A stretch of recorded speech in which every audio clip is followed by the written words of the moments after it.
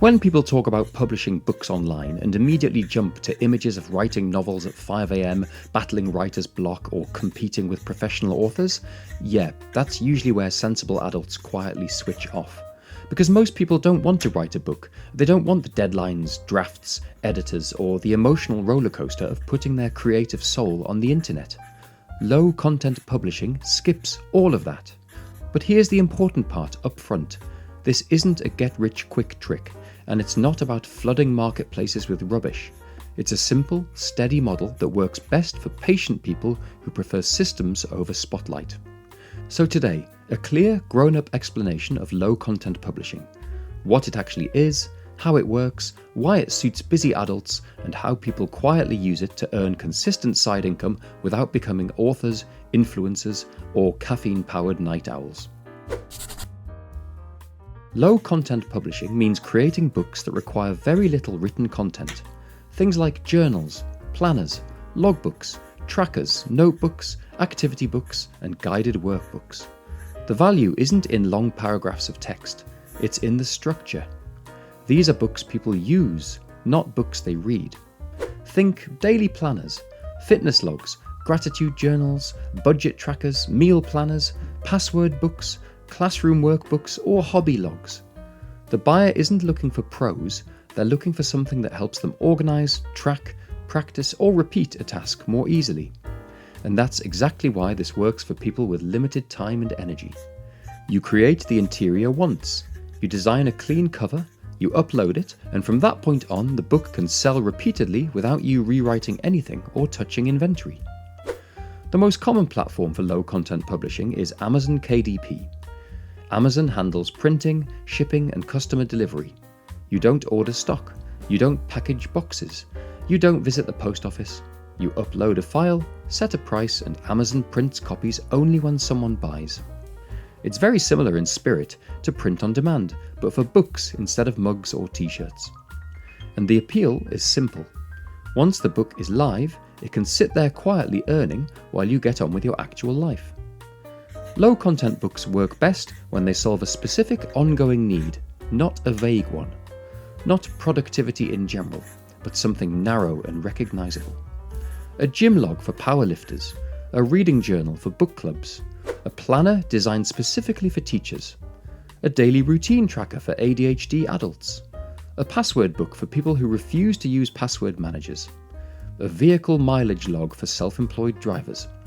The more specific the use case, the better the book performs. This is where most beginners go wrong.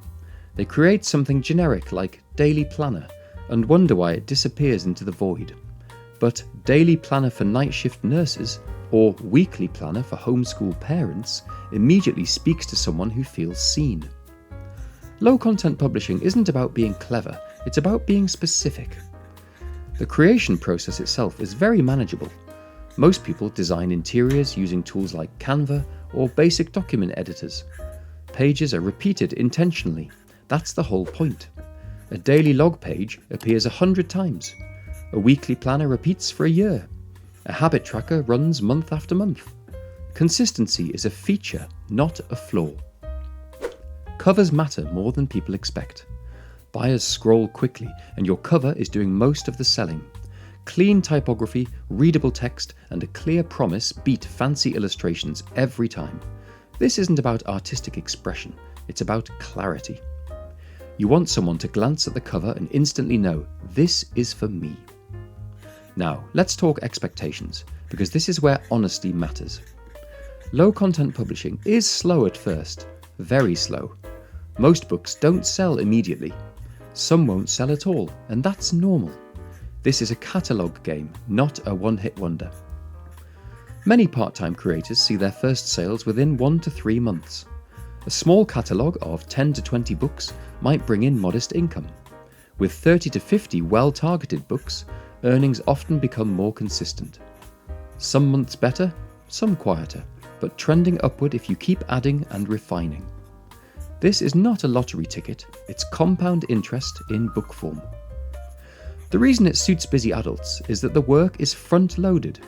You can batch create interiors, you can duplicate formats, you can reuse structures across niches. One planner layout can become 10 different books just by changing the audience and the cover language. And once uploaded, the maintenance is minimal. There's no customer service inbox to manage, no shipping delays to apologize for, no social media algorithm demanding daily attention. Amazon handles fulfillment. You focus on creating useful structures. Another quiet advantage is privacy. You don't need a personal brand. You don't need an audience. You don't need to show your face or talk into a camera. Many successful low-content publishers operate completely anonymously. Your books do the talking. Common mistakes are predictable.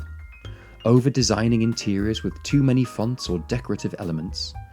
Choosing niches that are far too broad. Copying whatever looks popular without understanding who it's for. Or quitting after uploading 3 books and seeing nothing happen. Low-content publishing rewards patience and volume. The people who do well treat it like a long-term system. They upload steadily. They learn which niches respond. They refine covers and descriptions, and they keep going long after others get bored. Pricing is straightforward. Most low-content books sell at affordable prices. They're impulse-friendly. You're not selling luxury hardbacks, you're selling practical tools. Volume matters more than margin. And because books can sell for years, even small monthly numbers add up over time. Now, tools matter here, especially if you want to work efficiently. If you're creating planners, journals, or activity books, having access to high-quality fonts, graphics, and design elements saves a huge amount of time. This is where Creative Fabrica comes in. Creative Fabrica gives you access to fonts, graphics, patterns, and templates you can legally use in commercial products. That means less time hunting for assets, more time actually publishing. It's especially useful for covers, headers, and interior accents that make books look professional without overthinking the design. Just make sure you check the license rules. If you're serious about low-content publishing, it's one of the most practical resources to have. The link is in the description if you want to explore it, and it helps the channel too. Low-content publishing isn't exciting, and that's exactly why it works. It's quiet, it's repeatable, and it fits around full-time work, family life, and limited energy. You don't need creativity on demand, you don't really need confidence, and you don't need momentum. You just need to create useful structures and let them exist. For people who want online income without drama, without hype, and without turning themselves into content, low-content publishing is one of the most realistic options available. And if you like this idea but want something even more flexible, the next video breaks down digital downloads. Similar principles, but with instant delivery and no physical printing at all. Templates, checklists, and simple files you can sell on repeat. Calm systems, practical tools, and no nonsense. I'll see you there.